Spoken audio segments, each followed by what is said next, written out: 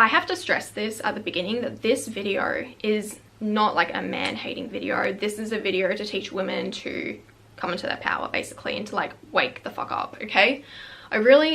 Guys, I really do not want to see any comments going, I hate men. Not here, okay? Hello, my second channel. Welcome back to another video. Today we're going to be talking about women. Number one, we are not each other's enemies. And in a world where pretty much everything pits women against each other, and it's so much harder for women to get the same respect as men, to climb up the corporate ladder, among many other things, women need to be there for each other, and we have to support each other. Another woman is not your enemy. Don't say negative things about another woman. Lift each other up, okay? If someone doesn't respect you, you need to walk away. You teach someone how to respect you from the moment you meet them. That will set the tone for the rest of the friendship or relationship. However, I want to also add that being a woman, the patriarchy will really put blame on a woman for everything. And they'll be like, okay, that man is treating you badly because, well, you weren't like in your feminine energy enough or something like that. The blame somehow will always lead back to the woman. Someone else's behavior is not your fault. However, it is your responsibility to walk away, to put your foot down and be like, I'm not gonna allow you to treat me like this anymore because I have self-respect and self-worth. I'm gonna talk about this more in the video, but I'm very happy that TikTok has now started to talk about the whole feminine and masculine energies. I started to learn about this in late 2020 before it became a trend. However, one of the toxic things about this that I see people preaching is that if your man treats you badly, it's because you weren't in your defined feminine energy and you therefore were not nurturing his masculine energy. You know it goes two ways, right? And I also want to add that you can do everything correctly, but if a man wants to treat you badly, he's going to treat you badly anyway. Don't revolve your life around a man. Build your own life and a man will come second, okay? I promise, ladies. You really prioritize on building a fulfilling life for yourself outside of a man. That is when you're going to attract the best partners because you will feel whole in yourself. If you don't feel whole, you feel incomplete, you're looking for external validation, external love, you need someone else to fulfill you, you will literally feel so insecure that you will attach onto every single person that comes your way.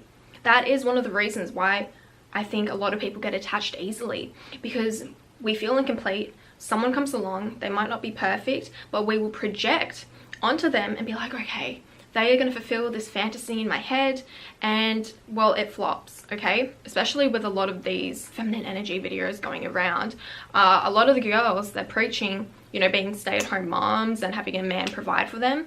Absolutely nothing wrong with that at all. Not against that, but I want to say it is important to have a financial backup, okay? Don't be fully reliant on your man. Have your own bank account. Have skills, so if the relationship goes wrong, you can go get a job or you have a means of providing for yourself. All this like femme fatale content, I think the reason why it blew up so much is because it gives you a false sense of power. Women feel like, oh, they're learning all these tricks to like get the man and manipulate him, but he's still the one in power. Is he reading all these books to like play tricks on you? No, you're the one doing it still. He has power over you now. I think this content teaches you to not be yourself. What happens if you do all these tricks? You manipulate your personality to get this guy. You get him. Are you just going to keep up this facade? I think that's a really sad existence. It also teaches you to put the man on the pedestal. While you're trying to do all these things to get him to like you and to manipulate him, you will probably lose sight of the fact that it's just as important that you like him. When you're dating, always go into the date with the mindset that he needs to prove himself to me just as much, okay? Don't feel the need to prove yourself to people who don't see your worth. I think as a woman, we always feel like we do need to prove our worth, especially because society sees women as such one-dimensional creatures. You're either smart or pretty. You can't be both. And if you're both, I feel like people don't take you as seriously. For example, if you're pretty and smart, maybe she's not that smart. Or she's pretty, it's just makeup. There really needs to be a movement where women can be perceived as being more than one thing. We are so many people and we're allowed to be. No one shames a man for also being funny and intelligent, for also being attractive. It's seen as like an advantage. And I feel like for women, it's a disadvantage. You're almost seen as a threat. And therefore people would take you less seriously. There was a study that I heard of, don't quote me on it because I'm maybe remembering it incorrectly. In the study, there was a hypothetical woman who was more accomplished than the man, and then afterwards the male participants were given a set of images to rate how they perceived the hypothetical woman in their head.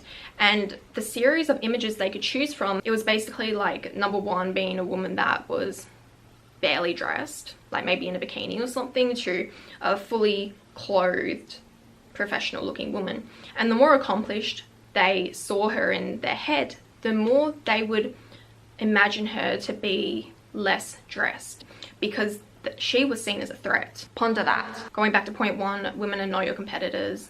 We're not enemies. And there's a really great quote I love from Miranda Kerr's book where she describes women as being flowers. Like, you're not going to compare a lily to a rose and be like, one is more beautiful than the other. Likewise, you're not going to dye a lily to look like a rose, because they have innately unique, beautiful qualities. And that's what women are. That's what people are like, not just women, okay? This one may be controversial. No, it's not. It's not. If you find it controversial, you're a... Jokes. Don't give away your body too easily. What I mean by this is that hookup culture mainly benefits women unless you're participating in it, like Samantha Jones, where she actually doesn't really care about the guy's feelings and she does everything for herself. But I think women that participate in hookup culture now, they may do it because they feel like they're getting a sense of sexual liberation, or it's an act of sexual liberation. And it is, but only if you're doing it truly for yourself. If you're doing it because you think, I have power over men now, or I'm doing it to get the guy, you're not liberated. It just benefits the man, because women, there are more risks for us. More likely to get pregnant, more likely to get STDs, less likely to during the act, you know. But I want you to ask yourself, whenever you go to hook up, ask yourself, is this what I really want? And what is the real reason I'm doing this? Also, know that D is less valuable than P. Guys, I have to censor myself on YouTube, okay? D is less valuable than P. D is everywhere. P is not. It is so much harder for a man to get P than for a woman to get D. OnlyFans, it is not empowering. We talked about false sense of empowerment in this video. It's exactly that. The whole premise is that women are sexually liberated now because they have the option to sell their body online. And I think a lot of women will call it empowering because, yeah, they make that decision for themselves and they have the ability to do so. But true, because men are paying them to see this. And I understand why people will feel like it's empowering, but it's not. Because at the end of the day, the man is still at the top. Who is the one deciding if you're attractive enough to get paid for your body? The guy. If collectively all of your OnlyFans subscribers decide that you are no longer attractive, you lose all your money. And there's a really great quote I love from Emily Ratajkowski's book. Once again, don't quote me on it. This is just like the gist. Basically, the person that has the beauty is not the one in power. It's the person that acknowledges the beauty that has the power. Because if you aren't acknowledging the beauty, is there even beauty? Something that really bugs me is when people will get into this industry because on the basis that it's empowering. It's not, okay? And you're really sending the message to wrong girls. I respect the people that go into it knowing what it is, knowing it's not empowering, and they don't try to sugarcoat it to make themselves feel better. And I forgot the creator, but she was saying she makes like millions a year from it, but she's not happy. She feels like it's so disempowering. She knows the truth, okay? And also, most creators don't even earn a lot of money from it. It's only like the top. Wow, this took a turn. Never chase a man, okay? You're the prize. Never chase a man.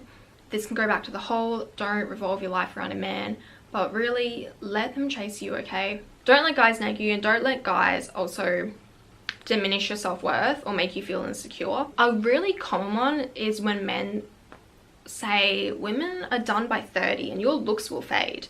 It's like a scare tactic to make you more insecure so they can date you. And I know so many guys are going to be pissed at this video because I made a similar one before and they were all like, oh my god, like she should not be teaching women this because now it's going to be harder for us to date. I'm not doing it for you, I'm doing it for my ladies. Women are not done by 30. Amal Clooney met George at like 36. So many others meet their husbands later on.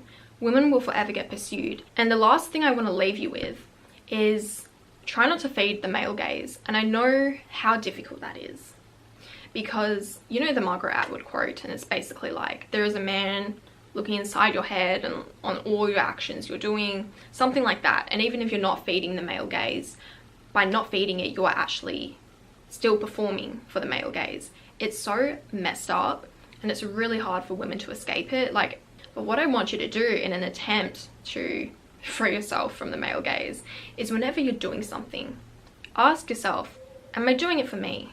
Or am I performing right now? I would really love to hear your opinions in the comments. I think it's really important that we spark debate about this type of thing, or get a conversation going. And as always, I'm so open to hearing different perspectives. I love to hear it. If there is something you don't agree with, feel free to leave a comment below.